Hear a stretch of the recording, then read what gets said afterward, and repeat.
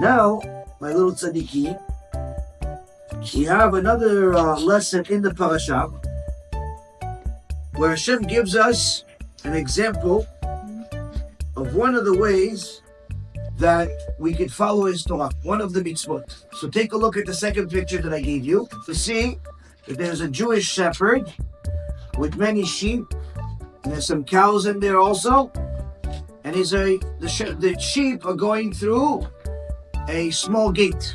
You see that? Yeah, why does he make a big gate? Because he wants to make a small gate to only allow one sheep at a time to come in. Because that makes it easier for him to count. Why does he want to count them? Because this week's parashat Bechukotai, also says one of the mitzvot of the Torah is to give maaser. Now what's maaser? It's to give 10% of whatever money that you're getting. If somebody works, if somebody has new sheep that they give birth to other sheep. So Hashem says all of the new things that you have, give 1 out of every 10 as tzadika. So what would the shepherd do that's tzadik? He would count the sheep. He would let 10 go. 1 to the door, 2 to the gate, 3, 4, 5, 6, 7, 8, 9.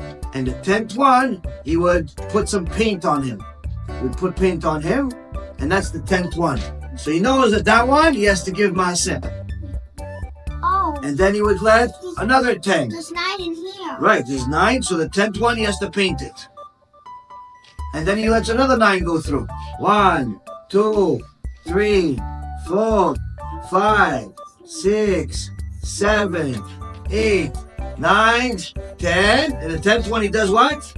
Paints it. He paints it. So that way, after all of the sheep go through the gate, the small gate, he doesn't have to look for the ones that he counted that this is maaser. Why? Because they have paint on them. Is it maaser they shaft it? Okay, he gives it as korban. He brings it to the... Some of the Kohanim eat it? Yeah, of course, that's what they do. He gives it to the Kohanim and to the Kohen and the Levi, and they eat it. They do what they want with it. Some of them become korbanot, some of them become just food, but he gives 1 out of every 10 to the Kohanim and the Levi. Now, why does he do this? Why does he do this mitzvah? Why do you do any of the mitzvot? Because Hashem said. Exactly, because Hashem said so. Now, sometimes people say, well, what do I get if I do this mitzvah? Nothing. No, we get something, but it's not necessarily something that we get right away. When we do mitzvot, when you keep Shabbat, Hashem has on your record in Shamayim, he writes, Yosef Reuven kept Shabbat. So now he deserves a reward for this in Olam Haba. And he sees that Ovadia kept Shabbat, he sees that Sarah kept Shabbat, and Yocheved and Leah. And he sees everybody here keeping Shabbat, and he puts it in your book. There's a malach, there's a special malach. It's the malach Mentet. And he writes all of the mitzvot of Am Yisrael. So when Serach does a mitzvah, and she eats kosher food, and she makes a bracha, so the malach writes it in a book. Then now Hashem is going to give her a reward. But he doesn't necessarily always give it in this world. The main reward, he gives it when after 120, when we go to Gan Eden. He gives a big, big Gan Eden. But there is a mitzvah that Hashem says he will also give us a reward for it in this world. And that is the mitzvah of maaser, where the Torah says, maaser v'titasher. If you give maaser, you'll become rich. But some people say, wait, but I gave a maaser one time, I didn't become rich right away. No, it doesn't work that way. So now I'm going to tell you a story. It's a fantastic story. It's a true story. It's a story that shows that if a person is tamim and simply believes in what Hashem says, he'll always win. There was one time a gabai, a very simple gabai, that worked in a bet knesset. And what was his job? He would fix the chairs and make sure that before everybody comes to pray, everything is neat. He would clean the Bet Knesset. He would make sure that all of the siduim are in the right place. And everything is nice. So when everybody comes, they can pray nicely. And he was doing this for a long time, for 20 years. Now this Gabbay wasn't a Talmid Chacham. In fact, he did not even know how to read or write. What? He didn't know how to read or write. He never went to school. And he knew all the prayers by heart. So that's how he would pray. But he was a very simple person.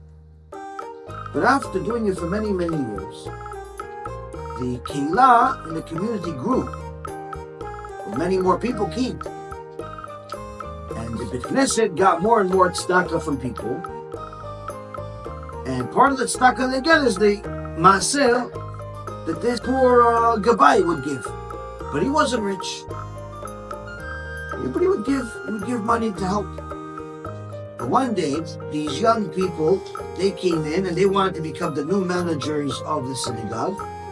And they said, listen, we have all of this money. We want to make the synagogue even bigger.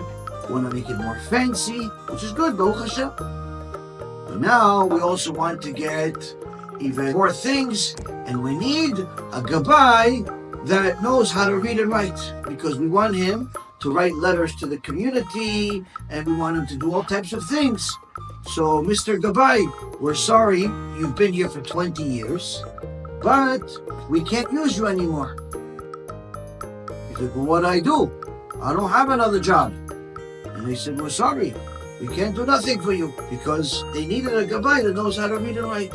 And this Gabbay went to the Baba Sali. He was crying to the Baba Sali. He said, what am I going to do? I'm already older. I can't go back to school, learn how to read and write. What can I do to feed my family?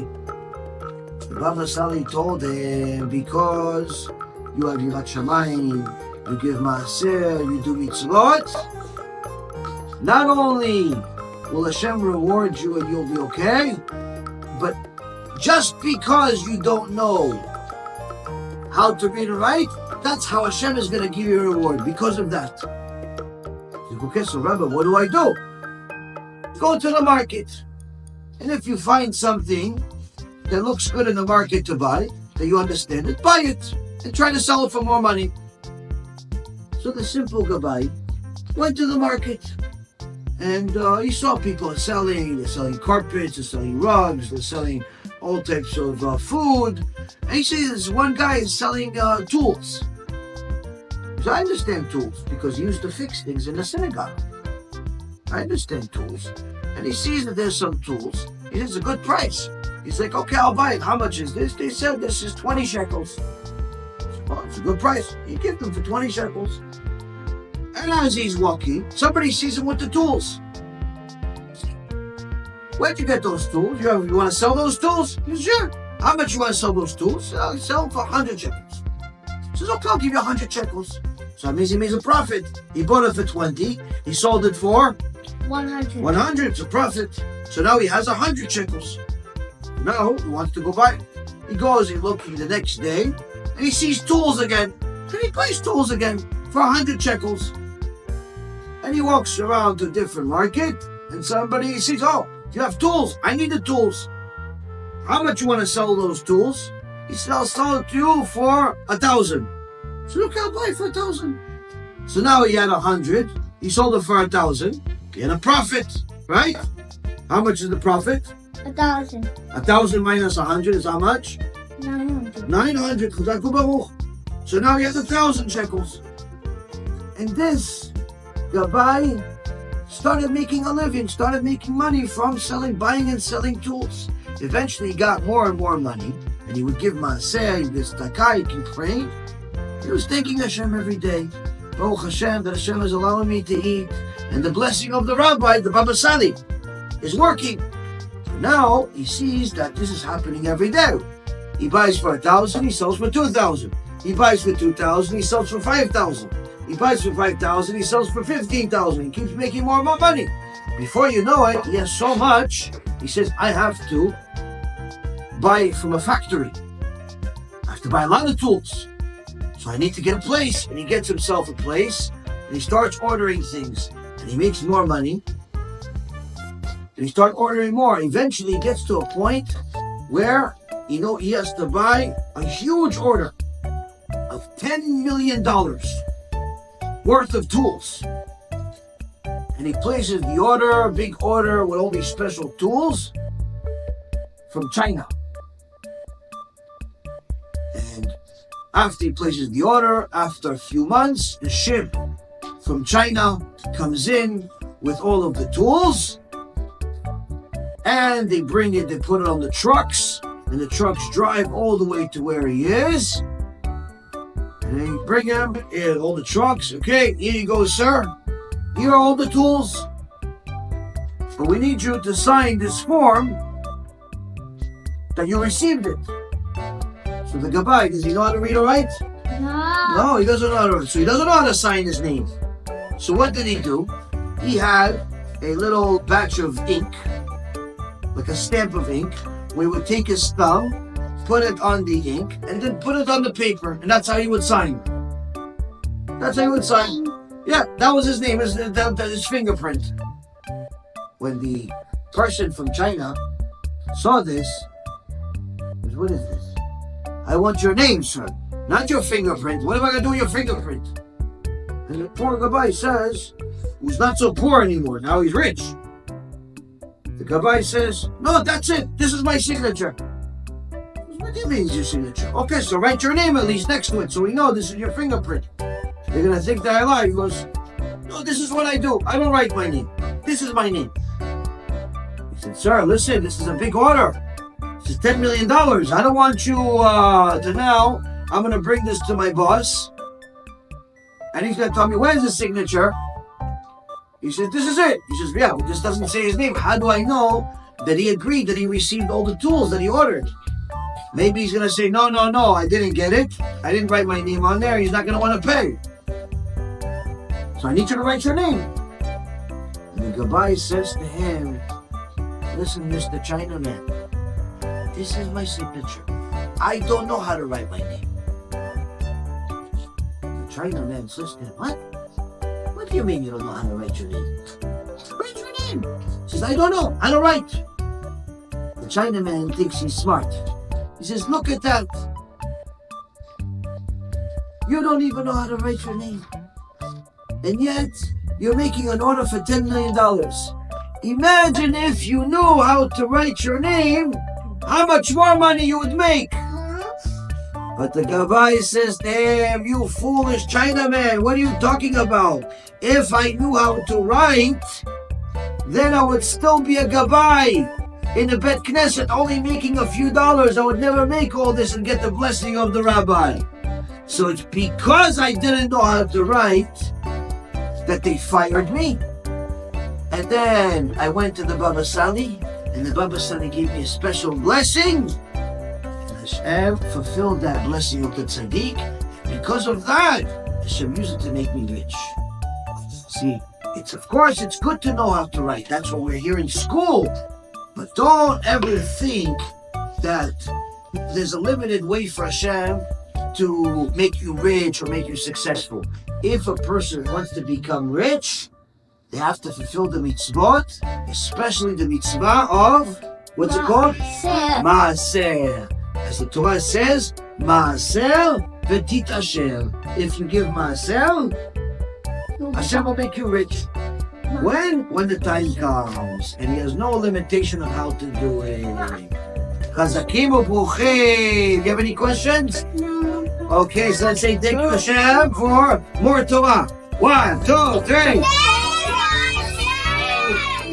Baruch Hashem. 1, 2, 3. BeEzrat.